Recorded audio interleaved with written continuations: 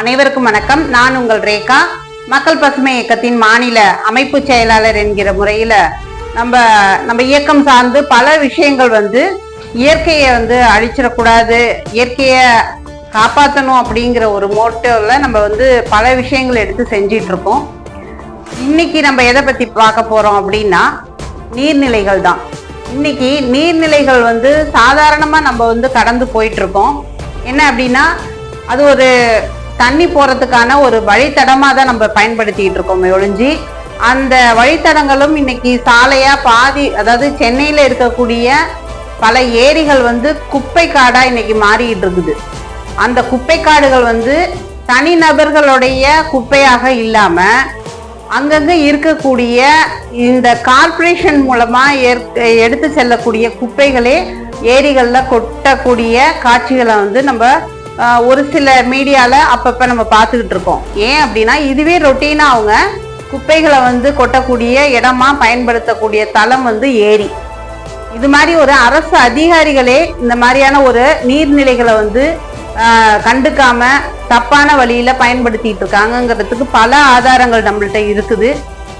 அதுக்கு பெரிய ஆதாரங்கும் போது நம்மளுடைய கூவத்தை கண்டிப்பா சொல்லலாம். கூவத்துல கூவ நதிங்கிறது எடுத்து குடிக்கக்கூடிய அளவுக்கு தண்ணி அவ்வளவு நல்ல தண்ணியா இருந்த கூவம் இன்னைக்கு எந்த மாதிரியான நிலைமையில இருக்குங்கிறது எல்லாருக்கும் தெரியும்.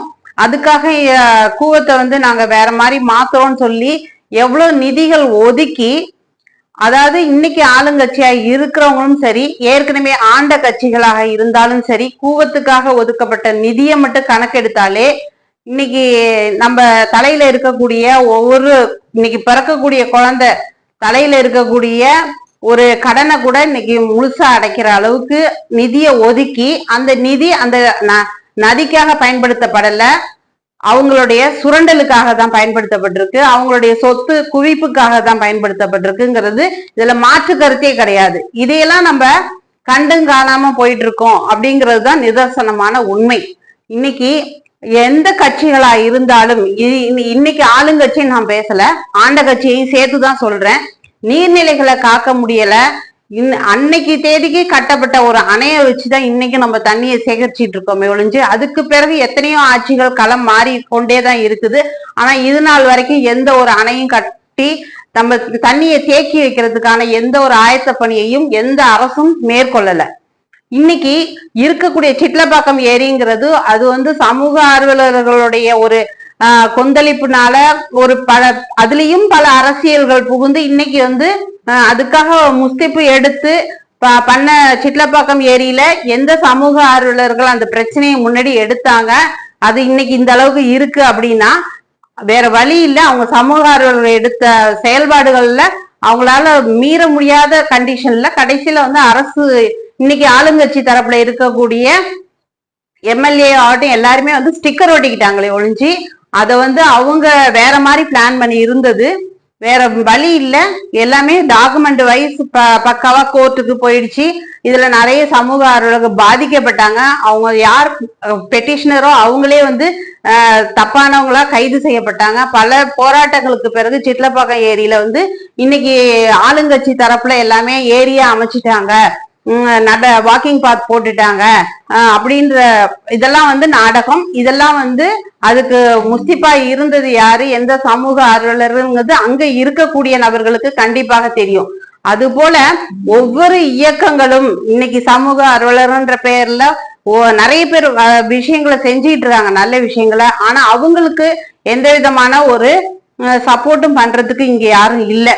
என்னவோ மக்கள் தன்னுடைய கமிட்மெண்ட்டுக்காக ஓடிட்டு இருக்காங்க. ஆனா ஒரே ஒரு விஷயம், எதிர்காலத்துல நம்ம சந்ததிகள் வாழ்வதற்கான ஒரு தகுதியான பூமியை நம்ம விட்டு செல்வோமா அப்படிங்கிறது கேள்விதான். ஏன் அப்படின்னா நமக்கான தேவைகள் என்ன அப்படிங்கிறது சொத்து மட்டும் கிடையாது, நம்ம சேர்க்கக்கூடிய பணம் மட்டும் கிடையாது, நம்ம சேர்க்கக்கூடிய பணத்தை வச்சு சாப்பிட முடியாது, நம்ம சேர்க்கக்கூடிய சொத்துல இருக்க முடியாது. ஏன் அப்படி சொல்றோம்னா இன்னைக்கு பூமிக்கு அடியில இருக்கக்கூடிய நீரும் மண்ணும் திருட்டு போயிட்டு இருக்கு.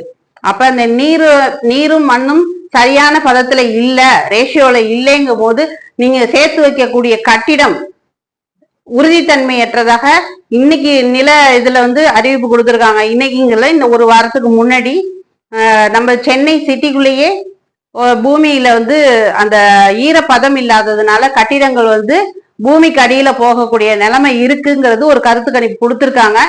இதனால வந்து நாம கட்டிடம் கட்டிட்டோம், 10 மாடி பில்டிங் கட்டி வச்சிருக்கோம், இன்னைக்கு வருமானம் வருதுன்னு நம்ம நினைக்கிறோம்.